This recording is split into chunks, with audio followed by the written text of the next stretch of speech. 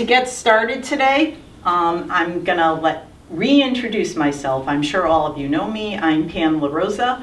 I am the one-stop operator in the Northwest region, and I am tasked with continuous improvement of all of the services that we provide at the American Job Center. So part of that is this integrated resource team.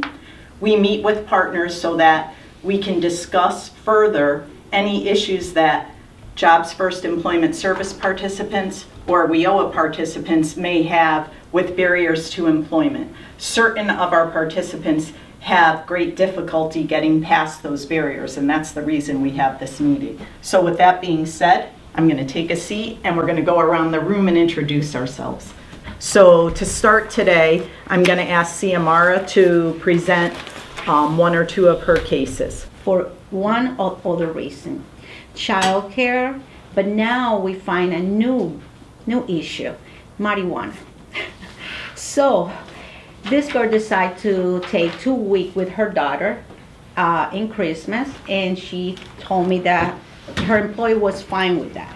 And I say, are you sure this is fine? You know, you have to be careful. You just started with this job. This is not the only participant that we have, whether it be WIOA or JFES, who might be using marijuana, and because we know that it's legal to use in this state. Have any of those present also encountered this?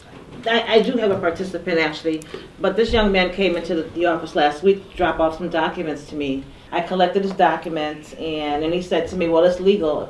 I don't want to argue with this kid, okay? Because I'm like, okay, well, yeah, it is, but you got to have a little bit of respect, you know? And besides that, I try to tell the participant that if you're going to be going to CDL school, they don't have to allow you to drive their trucks, and they do random drug tests. So you have to be very careful when you do start school, that you kind of like tailor down to this stuff here. We would handle it the same way, but it almost seems like there needs to be education on it, because I feel like a young individual does not see smoking weed as the same thing as drinking alcohol.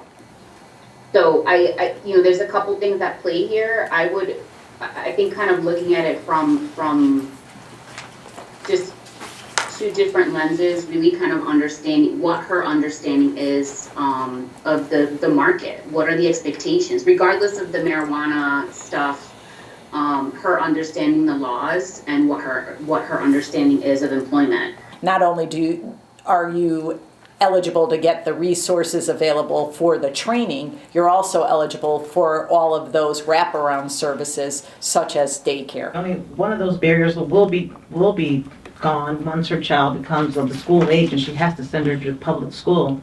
Well, I don't know how old the school. baby is, but She's 5 and she's in school, but what she needs is after school. You know, she her child go from 8:30 to 2:45. She refused to work after that time because she's the one that have to go to pick up her daughter. I want to do that. okay. What town does she live in? In Waterbury. Okay. Can she look into being a paraprofessional? Waterbury School bus aide? is hurting for paraprofessionals. That's a good She idea. would possibly be working the same hours as her child, and she would have to take the parapro test and pass it. But if she passed the CNA exam, I'm thinking, it might be something she could study for and do, and then work the hours her child works, have snow days off, that kind of a thing. That's a great idea. And I guess it doesn't help her with her fare, but Girls Inc. has great after-school programs that, I mean, I know she would have to leave the child alone still, but at least she'd be with other kids, and maybe that's different than one-on-one babysitting. So Girls Inc. might be something to look into as well. That's a great idea. Okay, and see what just happened? That's the reason that we have these meetings. Okay. All right, so thanks, Ciamara. We're going to turn it over to WIOA.